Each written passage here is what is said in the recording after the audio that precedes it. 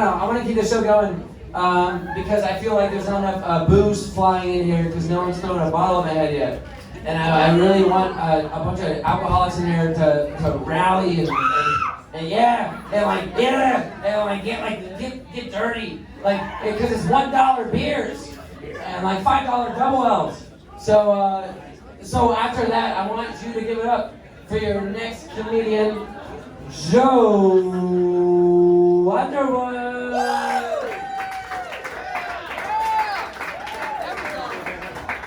Birds, what's up?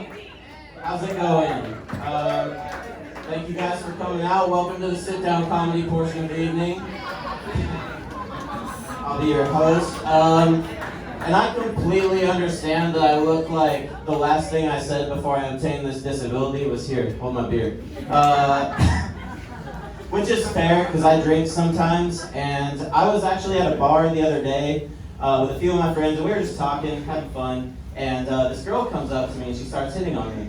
And it was going really well at first, like we were really hitting it off, we were really getting close with each other, and eventually we got close enough to the point where she felt comfortable asking me about my disability, which I'm super open about. So I told her I was born with something called spina bifida, and I'm paralyzed from the calves down.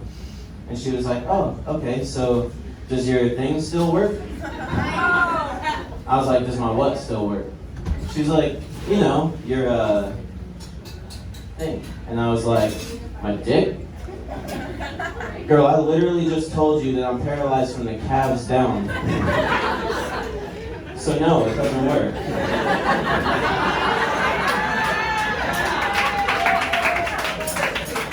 Such a stupid question. But that wasn't the only example of a girl weirdly hitting on me. I have another example. I was at the store recently, and I parked at the store. I was going up to the store, and the store had those like automatic sliding glass doors, right? The ones you go up close enough to them, they slide open. You go through them, they close.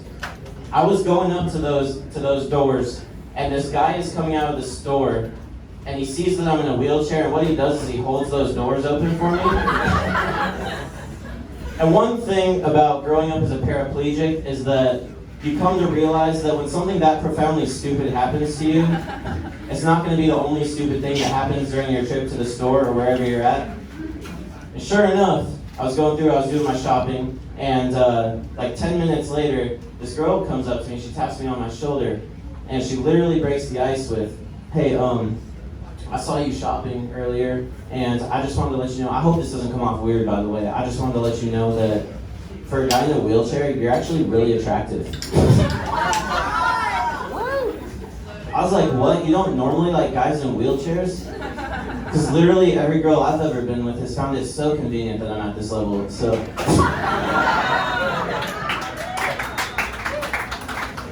Now normally, most people would take that sort of sarcasm as their cue to fuck off, right? Most people would. She didn't. She took it as her cue to keep trying to get to know me and keep trying to relate to me in hopes of getting my number or whatever. So the next thing she said to me was, so I'm actually from Vermont originally, and I have this friend back home where I'm from. Her name's Sarah. She's actually in a wheelchair too. I wonder if you know her?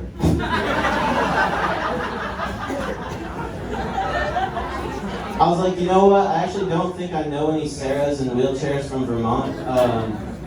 But I did study abroad in Spain about a year ago. I made this friend while I was there. His name's Jose. He's actually able to walk. I wonder if you know him? She was like, you know what? I've actually never been to Spain. I'm like, oh, shit. But obviously she wasn't done yet, right?